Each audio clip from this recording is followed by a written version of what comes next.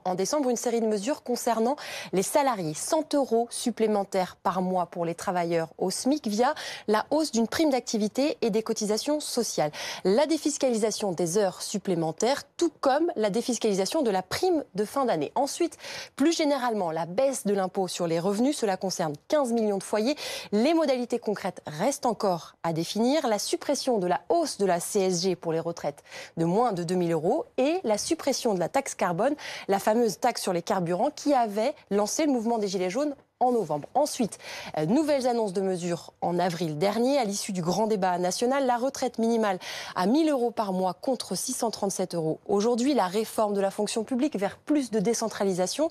La suppression de l'ENA et l'introduction d'une dose de proportionnelle aux élections législatives. Clémence, il y a aussi des mesures, des pistes qui ont été écartées.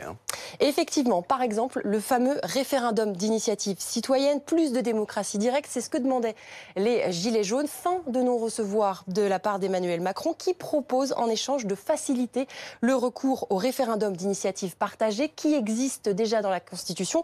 On pourra désormais le proposer à partir d'1 million de signatures. Également écarter la suppression de l'impôt sur l'ISF ou encore la reconnaissance du vote blanc. Et à combien chiffre-t-on toutes ces mesures, Clémence ? Alors, selon Bercy, les annonces de décembre et d'avril, elles coûteraient 17 milliards d'euros. Environ 10 milliards d'euros pour décembre, 7 milliards d'euros pour avril. Pour se donner un ordre de grandeur, cela représenterait 0,4 points du PIB selon la Commission des finances du Sénat.